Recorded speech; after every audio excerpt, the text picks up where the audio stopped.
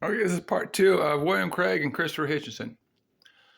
Now I had to remake this video because it was sounding a little bit too rude. And I wasn't trying to present it like a red herring, but it is an important thing about this statement of possible blasphemy.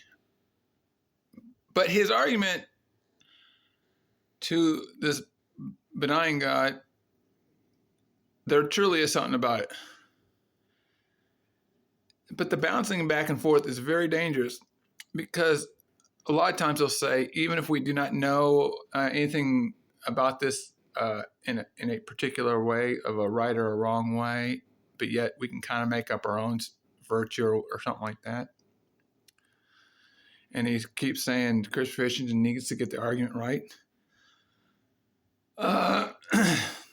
But all this time he's saying, look where evidence go. He's pointing to a God in which he can know nothing about. Even if he's trying to affirm virtue and stuff like that. And the problem is this, it's the doctrine of double-mindedness.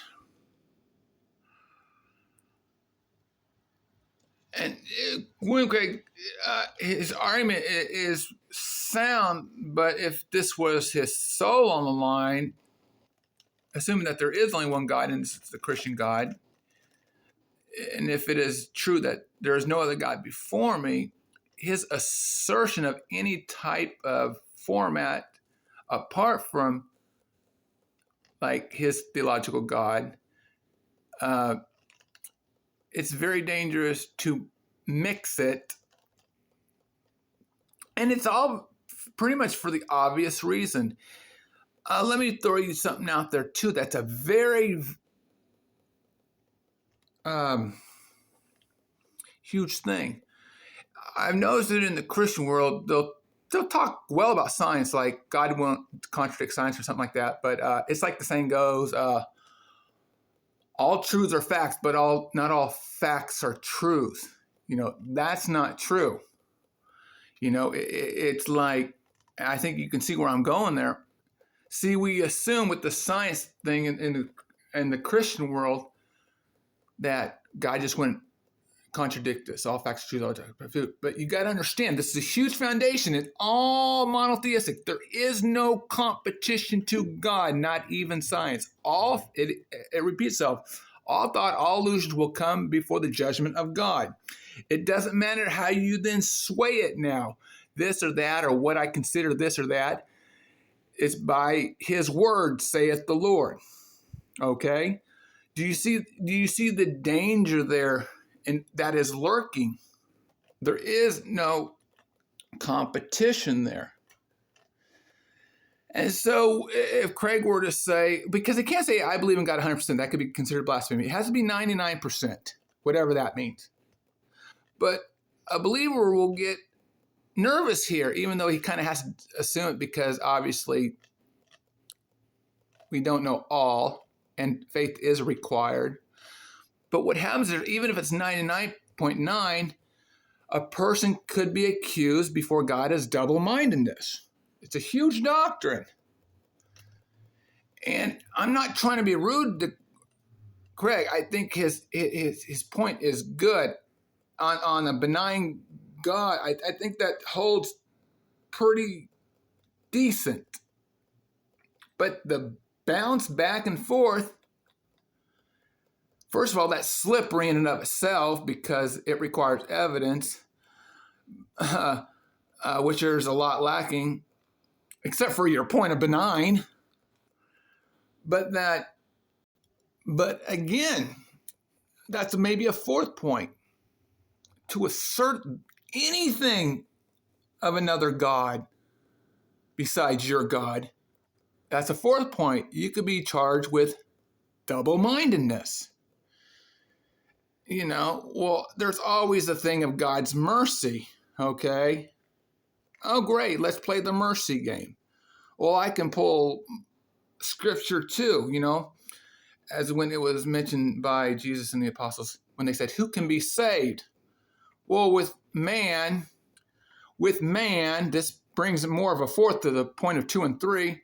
Things are impossible, but with God, all things are possible. So with man, unless you have the perfect, which is love, the baptism, which is an argument that cannot be proven. You see where I'm going with this? So it's impossible to be saved. Okay? Now that's to be saved.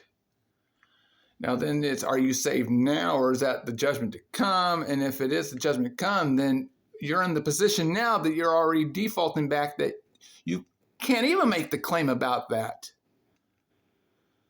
Even if you, doctrinally, you could say you're a new creation. See, that's where the download had to come. The new thing, 100%.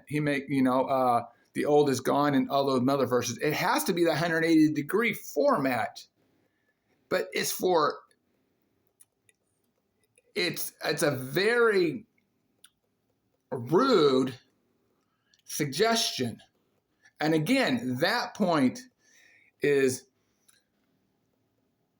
unprovable. So you could be charged with coercion, bringing a benign guy or even science up to God, the monotheistic, because you can't get around it in principle of or in doctrine that, sorry, I'm hesitating. Even with science, even science is not in competition with God. You understand that? So even the science, I think you get the point on that. So I guess my question is, how do you account for the scope, not for the benign God? I get that. But when you interject the Christian worldview, well, within the Christian worldview, there's many types of interpretation of the Bible. But there are things within the Bible that it's like, well, how do you get around from that? Because if you're, how would you get around from these illustrations about following the evidence that's under your God? How do you get around that without invoking faith